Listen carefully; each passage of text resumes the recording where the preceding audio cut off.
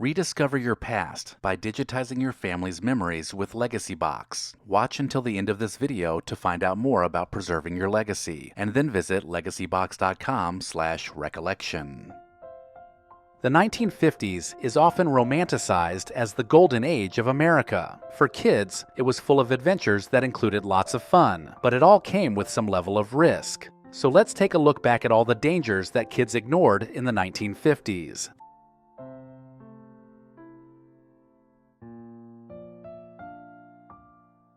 In the 1950s, no one thought twice about the dangers of lead paint. Kids played with brightly painted toys, and young children may have even chewed on them, not knowing the dangerous effects. Houses had walls coated in lead-based paint, and when it chipped, children might have played with them, or at the very least, inhaled the dust without a care. Even art supplies like paint sets sometimes contained lead, but parents trusted they were safe. People thought lead-based paint was a great choice because it was long-lasting and very easy to clean, never realizing the true hidden risks. Back then, the street was like an extra playground. Kids spent hours playing games like kickball and stickball, often dodging cars without much thought. They'd ride bikes or roller skate on busy roads, wearing absolutely no protective gear. And if a ball rolled into the street, they'd race to chase it down, trusting that drivers passing by would stop. Even hide-and-seek was played around the parked cars in the street, creating some rather dangerous scenarios. But parents rarely worried, believing their children had the sense not to get themselves killed, and that drivers would watch out for kids playing in the streets. The Atomic Energy Lab was a popular toy that seemed exciting and futuristic. Kids could experiment with real uranium ore and use Geiger counters to measure radiation, all without the safety of gloves. Handling radioactive materials felt like an adventure, not a danger. The kit promised to teach science, so parents didn't really question it. Trust in the companies manufacturing these kits were so strong that no one imagined playing with radioactive materials might cause long-term health problems. Red Rover was a favorite schoolyard game where kids would run at full speed into locked arms, often causing bumps, bruises, or worse. Broken wrists or twisted ankles were just part of the fun, and falling hard onto pavement and getting the wind knocked out of you never stopped anyone from playing again and again because injuries were badges of honor. Schools encouraged these type games during recess, and parents considered any scrapes a normal part of growing up. The thrill of winning Red Rover always outweighed any risk. Playgrounds in the 1950s were built for thrills, not safety. Towering jungle gyms, super high slides, and swing sets made of metal were the norm. On hot summer days, metal slides burned bare legs, and rusty edges could easily cut you. Falls from these heights often led to broken bones or sprains, but kids didn't think twice. Then there was the ground, which was usually hard-packed dirt, gravel, or concrete, offering absolutely no cushion for falls. Still, these playgrounds were epic places for fun and courage, not fear. Speaking of the playground, jumping off swing sets was a popular activity, with kids trying to leap as high and as far as they could. They pumped the swings higher and higher before letting go, often landing awkwardly on hard ground. Competing for the longest jump made it even riskier, but no one wanted to miss out on the challenge. Twisted ankles and scraped knees were seen as part of the experience. Slingshots were a popular toy that kids often made themselves or bought at the store. They would use them to shoot rocks at cans, trees, or sometimes even each other. No one gave much thought to where the rocks might land or the harm they could cause. Eye injuries and other accidents were common, but they too were brushed off as part of the fun. Slingshots were seen as a tool for adventure and creativity, even if they came with a touch of danger. In rural areas, it wasn't unusual for kids to bring shotguns to school. Some schools even taught gun safety and offered shooting as a sport. The guns would be kept in lockers, ready to be used for hunting after class. Handling a gun was just commonplace back then, so it wasn't a concern for teachers or parents. It was seen as part of growing up and learning a skill that taught you to respect firearms. For kids growing up in the 1950s, communism wasn't the scary threat that adults were fearing. While the Cold War loomed, children often played games inspired by spies and secret missions, making light of the political tension. Propaganda and school drills about nuclear attacks were seen as pretty routine rather than a serious threat, at least through the eyes of young kids. To most children, the real ramifications of communism seemed far away and almost fictional. Asbestos was everywhere, but no one knew how dangerous it actually was in the 1950s. Kids played in basements, attics, or near construction sites filled with asbestos materials. Parents trusted the safety of products like asbestos tiles and insulation, so they didn't stop their kids from being around them. Even makeup and toiletry products contained traces of asbestos, making it virtually impossible to avoid. To children, it wasn't something to worry about, but rather just part of their everyday life. Carrying a pocket knife in the 1950s was a sign of responsibility for many boys. They used them to carve wood, play games, or show them off to friends. Accidents like cuts and scratches were common, but they were seen as minor setbacks. Pocket knives were treated as tools, not weapons, and kids often brought them to school too without any issues. Parents actually encouraged their use, and they were seen as a rite of passage for many. They believed carrying a pocket knife taught independence and resourcefulness. Car safety in the 1950s was nothing like it is today. Seatbelts were rare, with kids often climbing around the car while it was moving. Babies would either sit on laps, lay across the seat, or occasionally ride in an elevated booster seat, none of which kept them secure in case of an accident. If that wasn't dangerous enough, kids were also exposed to the secondhand smoke from their parents anytime they went on a car ride. This is also a time when you might find kids hanging their heads out of the windows to feel the wind in their hair, or to just escape the smoke. The 1960s, for many kids, was a dangerous time, not just from threats of war or political upheaval, but from everyday life. Kids lived in a world where safety was often overlooked, and common sense was expected. That was often easier said than done, especially for adventurous children.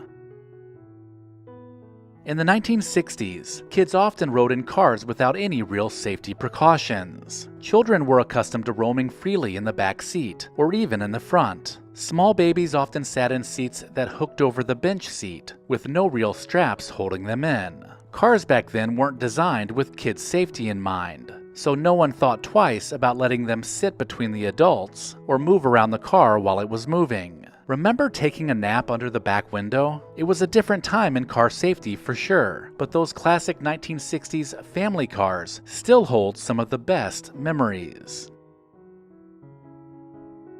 Kids in the 60s had a diet full of sugar, and no one seemed too worried about it. Breakfast often included sugary cereals like Sugar Crisp or Sugar Pops, and snacks like Ding Dongs and Marshmallow Fluff. Soda was also a common drink, with many kids gulping down bottles of sugary pop throughout the day. Sugar was even packed into that metal lunchbox for school, with sugary treats like a pudding snack pack to go along with your bologna sandwich. Back then, there were no real guidelines for limiting sugar, so we ate lots of sweet treats. Toys in the 1960s are far from the ones offered today, and they came packed with a lot more risk. Lawn darts, for example, were sharp projectiles that could cause serious injuries, yet kids would still hurl them into the air and try to dodge them. The swing wing was basically a hula hoop for your head, and if it didn't give you a sore neck, then it probably left you with a headache. Other toys like the Thing Maker involved heating up plastic to make molds that could easily burn you, while the Six-Finger toy shot small projectiles, putting kids at risk for losing an eye. All of these toys posed a risk, but for a kid, they were a fun time. In the 60s, homes and schools were full of lead paint and asbestos, but at that time people didn't know how dangerous these materials were. Lead paint was found on walls and toys, and kids would unknowingly touch or even put them in their mouths. Asbestos, commonly found in ceiling tiles and insulation, was present in buildings everywhere too, including schools. There were no rules or warnings about exposure, so children were constantly in contact with these harmful substances. Back in the 1960s, kids would swim in just about any body of water. Some called it a swimming hole, and usually this was without any adult supervision. Whether it was a creek, pond, or river, kids would dive in, ignoring strong currents, hidden rocks, or even sometimes polluted water. Lifeguards and life jackets were not even a thought, and kids could often be found jumping off bridges or cliffs on those fun, carefree summer days. In the 60s, cigarette smoke filled homes, cars, and public spaces, and kids were constantly exposed to it. Adults smoked at the dinner table, in living rooms, and even inside cars with the windows rolled up. Nothing was off limits when it came to smoking, so whether you were in a restaurant or on a plane, you had secondhand smoke swirling around you. Back then, it seemed that everyone smoked, and it was completely normal for kids to grow up in smoke-filled environments. It also wasn't uncommon for parents to leave kids in the car while running errands, and many kids couldn't resist the urge to play with the gear shifter. Cars back then were simpler, and it didn't take much strength to move the gear into neutral. Without the parking brake set, the car would often start rolling, and parents might have to chase after the car. Rolling backwards out of a parking spot into busy traffic would scare you to death, but not nearly as bad as what your parents would do to you once they found out. Kids in the 1960s often came into contact with mercury, especially in school and sometimes at home. When thermometers broke, the shiny liquid metal inside fascinated them, and they would roll it around in their hands without knowing how toxic it was. Even in school, kids handled mercury during science experiments, and there was little concern. The lack of immediate harm made it seem safe, and parents or teachers rarely stopped kids from playing with it, completely unaware of the long-term dangers. Inspired by superheroes or characters like Mary Poppins, kids in the 1960s often attempted to fly by jumping off pretty much anything. I mean, who didn't fashion some wings or open an umbrella and jump to see if it really worked? Kids truly believed it was possible, ignoring the risks of broken bones when they hit the ground. These attempts to fly weren't just fun, but they were fueled by movies and TV shows that made flying look so real. Catholic schools in the 1960s were known for strict discipline, and many kids feared the nuns. Punishments included getting hit on the hand with a ruler, or being embarrassed in front of classmates. The punishments were about learning respect, and discipline was the ultimate goal, with parents rarely intervening, believing that these tough measures were good for building character. In the 1960s, kids often ventured into dangerous places, including down into open sewer or drainage pipes, looking for adventure. They didn't think about the risks of getting lost, trapped, or exposed to harmful bacteria. Exploring those dark, winding tunnels seemed exciting, but kids had no idea how dangerous it was. Storms could flood the sewers, leading to possible drowning, and the air inside could be filled with dangerous gases. Yet for many, the thrill of exploration outweighed any concern for safety. As a 60s kid, chemistry sets were very popular, but they came with risks that were often ignored. These sets contained real chemicals, and without gloves or goggles, kids would mix unknown substances and sometimes create small explosions, or at the very least, toxic fumes. Experimenting with these sets was seen as educational, but kids were often left unsupervised. Despite the risks, kids loved the excitement of making things bubble, fizz, or even catch fire. During the summertime, kids spent hours outside, and that meant sunburns were common. The difference here is that kids didn't wear sunscreen because it just wasn't widespread, and few parents understood the dangers of sun exposure. Most people thought a deep tan was healthy, so kids played outside for hours with no concern. There were also many products that were meant to help you get a tan faster. Coppertone's Don't Be a Paleface campaign was just one of the messages that reinforced the importance of being tan. The long-term risks of skin cancer were far from anyone's mind at the time. Growing up in the 1970s was an adventurous and carefree time, where kids still had plenty of freedom. They explored, played, and took risks that would make some people cringe today. Safety certainly wasn't the top priority, but these daring activities did leave us with an independent spirit, and the memories still bring a smile to those who lived through it. In the 1970s, kids still spent quite a bit of time around train tracks. If they weren't placing pennies on the tracks, they might be found hurling rocks at passing trains, or using the rails as a balance beam. Walking along the tracks was common, and making it across a trestle was an adventure for many kids. Despite the dangers, kids would dare each other to keep going, even when they heard the distant rumble of a train. The narrow trestles, which sometimes stretched over deep ravines, added to the thrill. Back then, the potential danger of falling or being hit by a train was a real fear, but some kids still worked up the courage to accept the challenge. Having a BB gun was a regular pastime in the 1970s. Target practice was usually an old soda can, and carrying them around the neighborhood was commonplace. Many kids would also have BB gun fights with their friends. In the 1970s, being shot by a BB was a badge of honor, and no adults were around to tell them to stop. Getting hit on your bare skin would leave a good-sized welt, but it would heal and not stop you from doing it again. Sure, BBs could ricochet and hit someone in the face or eye, but that was just an acceptable risk. In those days, everyone, including parents, seemed to have a much higher tolerance for danger.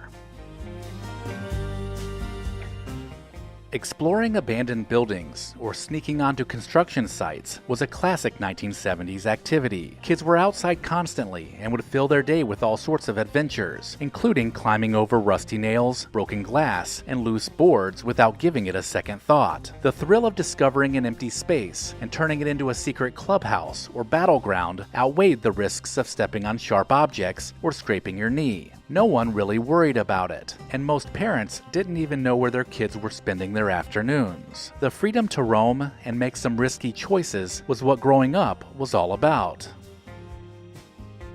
Rolling down hills in giant tractor tires was the kind of wild, unpredictable fun that made the 1970s an exciting time to be a kid. You'd climb inside and let your friends push you down a steep hill, completely out of control as the tire gained speed. It didn't matter if you crashed into a tree or rolled off into the bushes. It was all about who could stay rolling the longest. You'd of course end up dizzy and banged up, but it was all in the spirit of fun. With no helmets, no supervision, and no way to stop once the tire got going, it was a game that gave kids a shot of pure adrenaline. Playgrounds in the 1970s were a whole different experience, especially with their tall, all-metal structures. Climbing to the top of a hot metal slide or navigating the jungle gym was both thrilling and dangerous. In the summer, the metal would get scorching hot, and kids could easily get burned. And if you fell, you weren't landing on soft rubber mulch like today. There was just hard dirt or even concrete. But this didn't stop us. We would climb onto the merry-go-round just to see how much speed we could take before being thrown off. The swing sets would often lift off the ground the higher you swung, yet we would still see how far we could push it. The 1970s playground may have been the most dangerous place a kid could be, especially when you add in the inevitable dare from a friend. It certainly was an unforgettable part of childhood.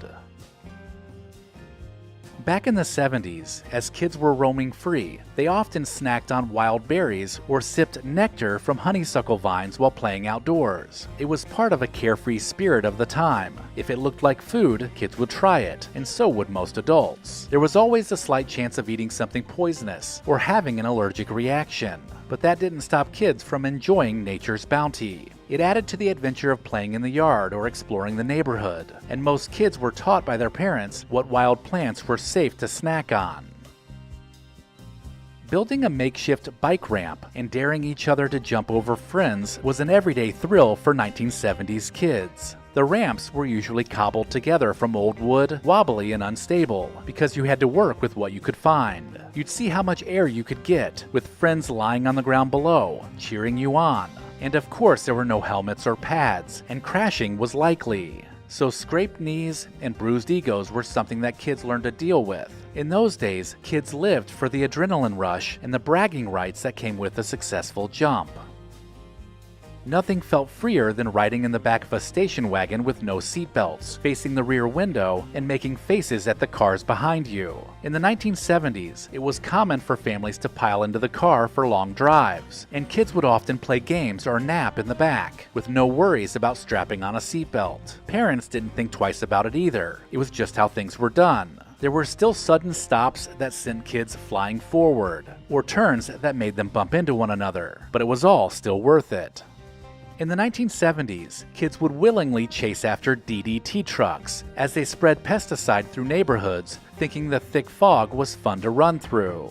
No one really understood the long-term health risks of inhaling the chemicals at the time. It seemed like just another summer activity, like riding bikes or playing tag, and parents didn't seem too concerned either. The trucks would roll slowly down the street, leaving a cloud behind, and kids would race through it, giggling and trying to stay in the fog as long as possible. When winter came, one of the most daring things kids did back then was something called hookie bobbing, which meant grabbing onto the back of a moving car and sliding on the icy streets.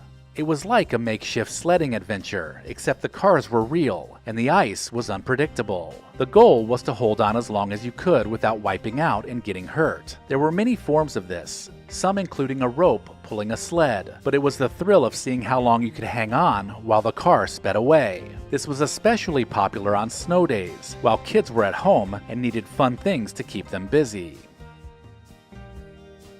Playing with fireworks was another exciting, though risky, part of being a kid in the 70s. Whether it was cherry bombs or bottle rockets, kids handled them with very little supervision, lighting them off in backyards for fun or trying to blow something up. Sometimes things didn't go quite as planned, with a black cat going off too soon or a bottle rocket shooting in the wrong direction. But that didn't stop kids from eagerly lighting the next fuse. Playing with small-scale explosives was exciting, especially for young boys during this relaxed era. Neighborhood games of football or street hockey in the 1970s were all about rough and tumble fun. Nobody wore pads or helmets, and injuries like scrapes, bruises, and the occasional broken bone were just part of being a kid. Full-contact sports were often expected, and everyone played to win. These games could get intense, and would often go on until the streetlights came on, with the kids settling their own disputes and handling whatever bumps and bruises came their way. In the 1970s, it wasn't unusual to see kids riding bikes, skateboards, or scooters barefoot and shirtless. Summer afternoons were spent zooming down hills, wind in your hair, with nothing between you and the pavement. The risks were clear: cuts, stings, scrapes, and even rashes. But it wasn't something that kept kids from having as much fun as they could. Kids just weren't concerned with covering up. After a rough scrape, Mom was always ready with the Bactine or Mercurochrome, and had calamine lotion for things like poison ivy, which was everywhere at the time. And of course, there were always those Band-Aids from the metal tins. I mean, who could forget that Band-Aid jingle from the 1970s? Depend on the protection of America's #1 bandage. I am stuck on Band-Aid, 'cause Band-Aid stuck on me.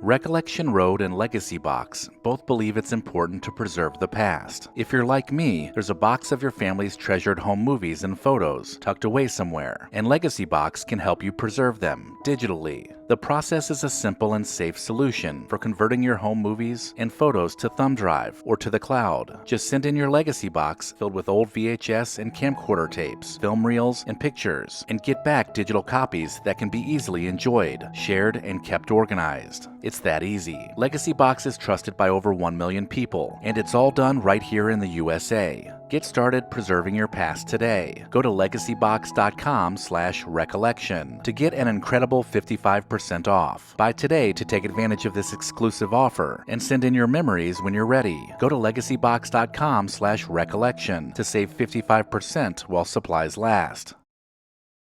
Let me know in the comments if I missed anything, and make sure to check the description of this video for links to pick up a t-shirt.